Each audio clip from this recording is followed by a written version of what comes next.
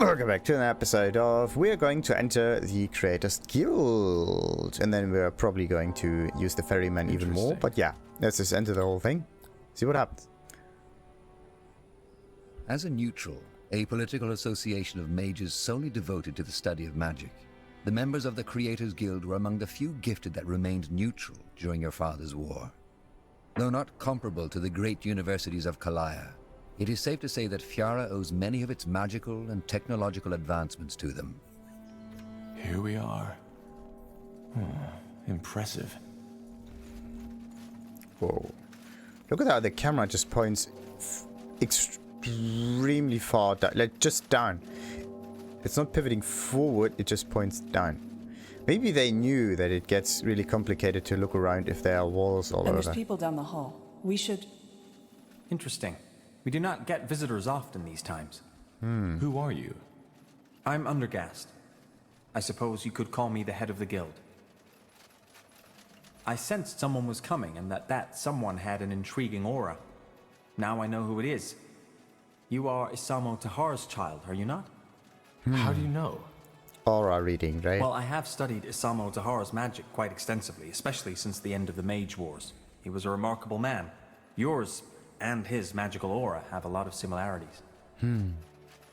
A remarkable man. A Interesting. remarkable man? Yes. Does that mean you supported him? Well, that's just too much. No, that is not what I said. I merely stated that he, as a mage and a man, was remarkable, unusual or special, and therefore surprising or worth mentioning.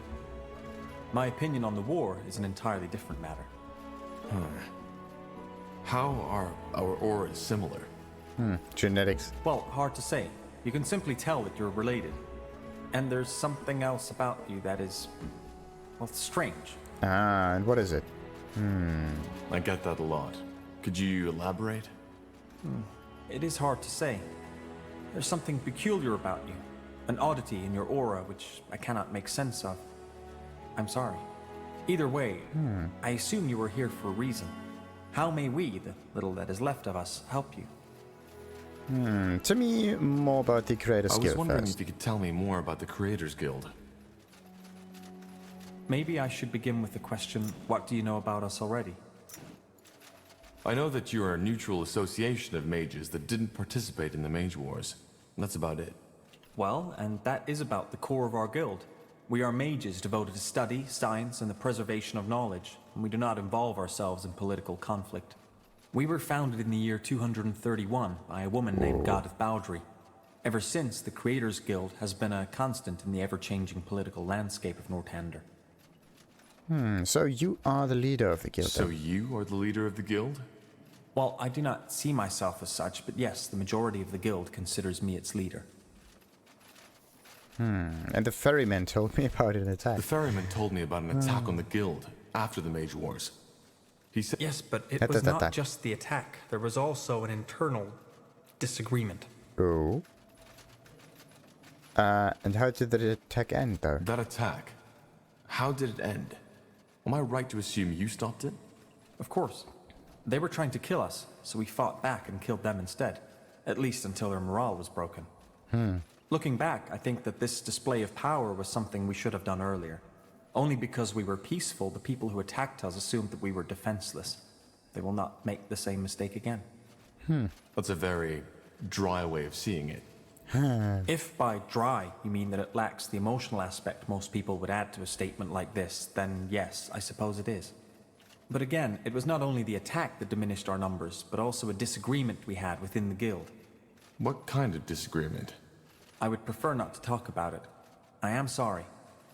Alright. Do you know anything about the Bloodburn? Actually, we're here for a reason. We're investigating the Bloodburn. Is there anything you or your guild knows about it? The Bloodburn? You're studying it? Well, let's not call it study, but investigate. I guess you could say that, yes. Interesting. No, we do not know more about it than most alchemists or apothecaries at this point, though our general consensus is that we doubt the corporeal origin of the plague. There is magic involved in it. Well, you're right about that. It's magical, and it's connected to the Shapers. The Tsarlan, that's interesting.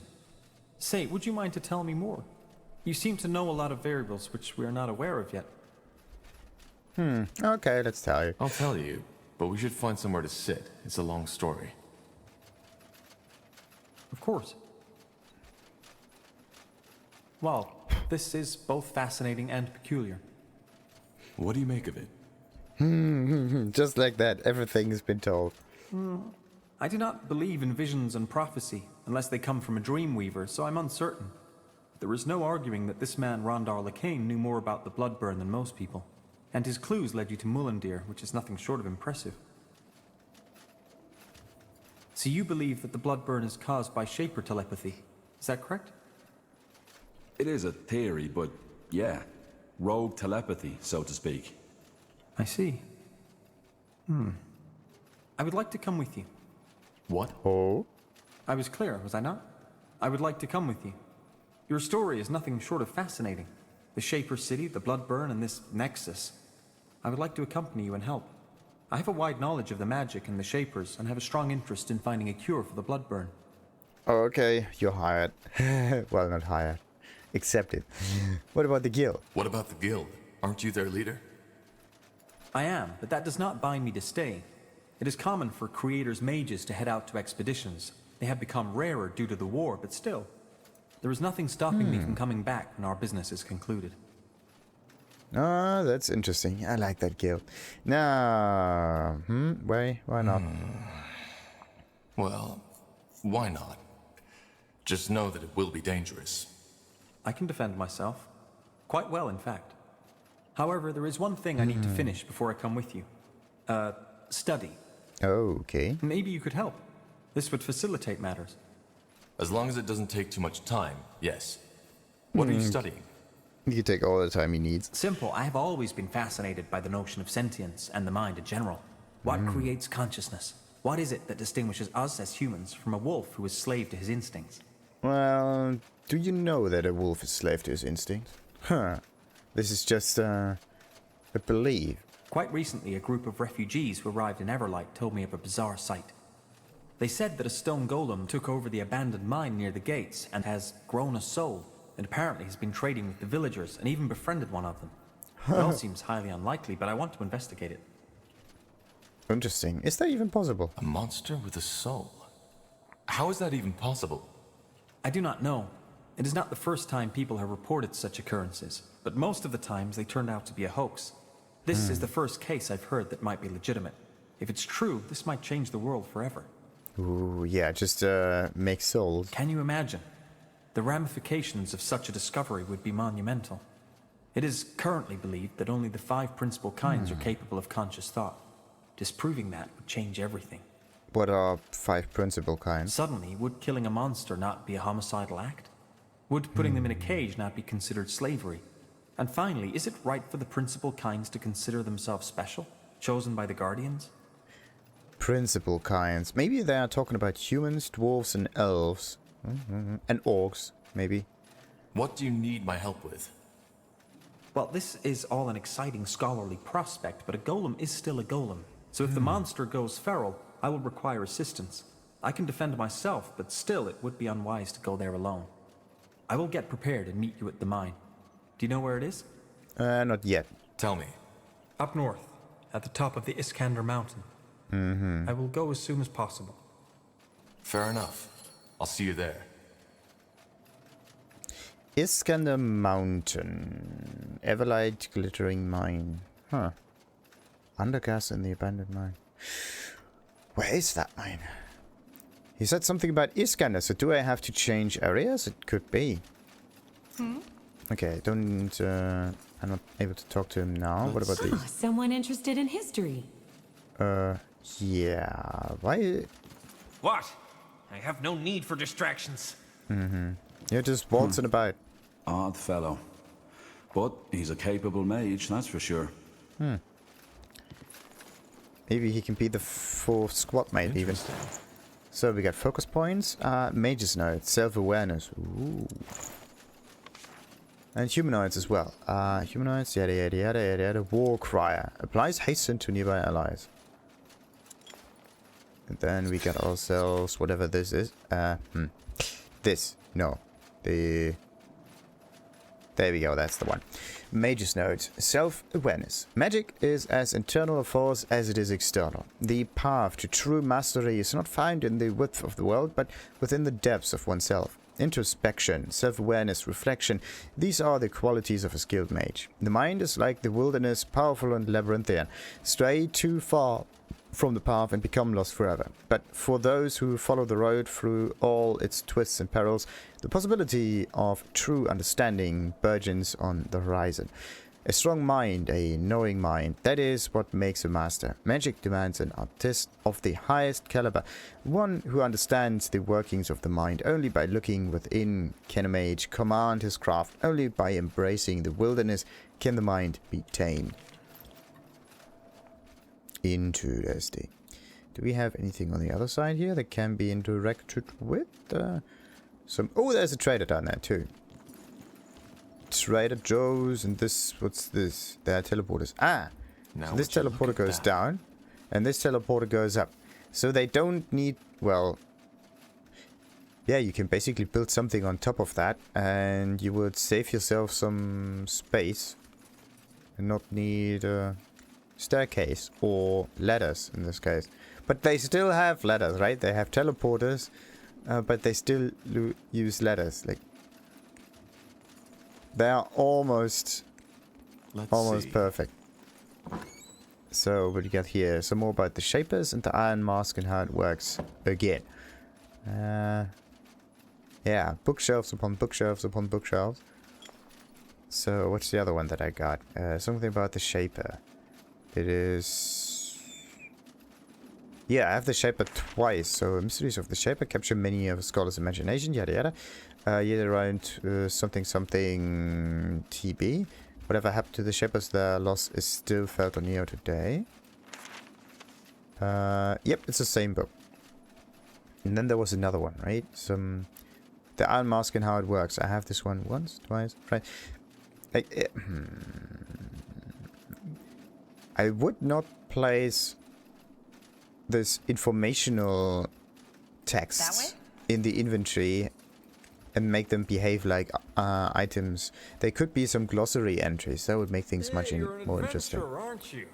Come take a look. I'm sure I've got something that might spark your interest. The damage doesn't really change that much. Like it just goes up to 12 DPS. That's it.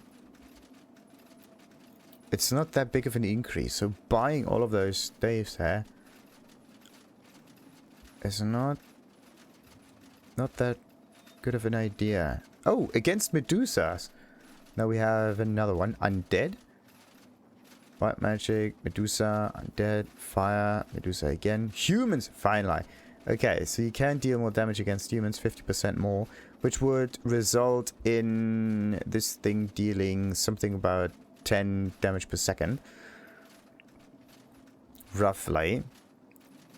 But only if it's this specific enemy. Other than that, nothing happens. Oh, the fiery flaming staff. That looks cool. Okay, what else we got? A Winter's Dagger with Frost. And the Elan's High Priest Robe. Plus 0.1 focus spell power of white magic spells increased by 25%. And spell cost of white magic spells is decreased as well. So you either use all spells with a little bit less cost, or you choose something with a bit more specific attributes, like this one here. It is also slightly better when it comes to resistances, but not as potent.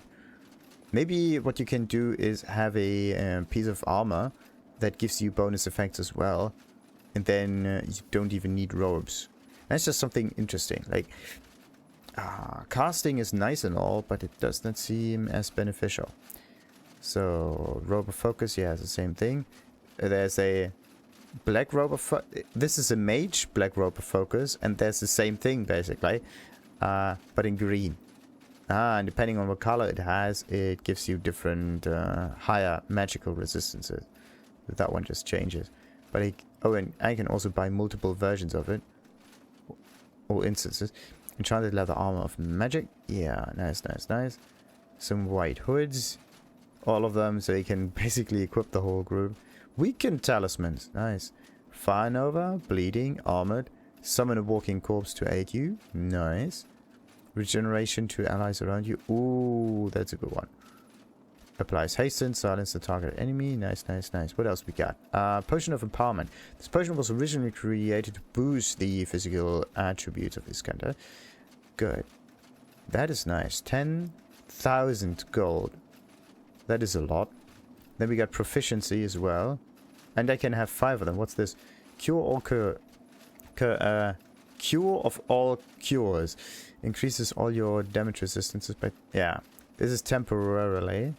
But this one here, that's cool.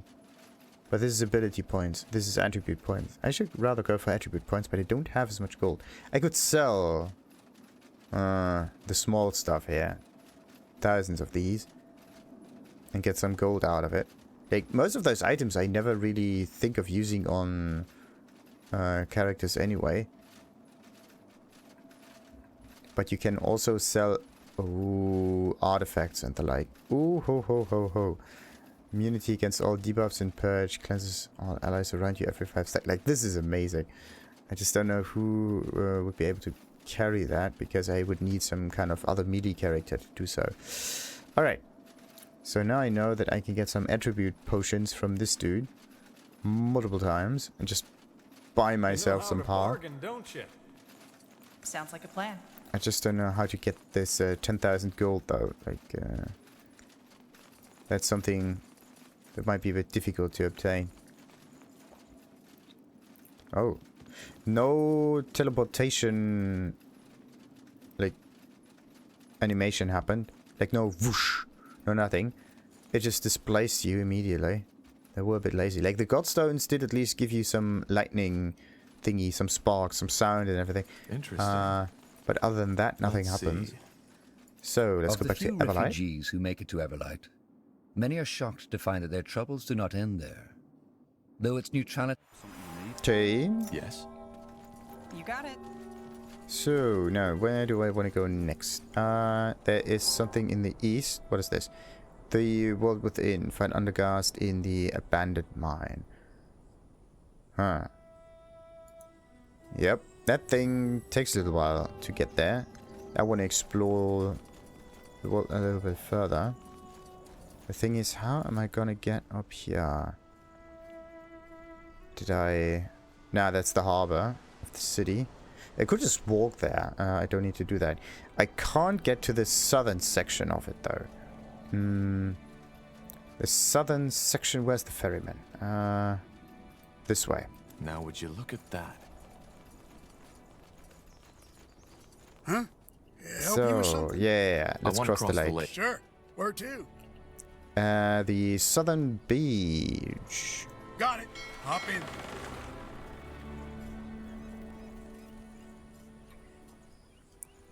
Let's see what we can get here.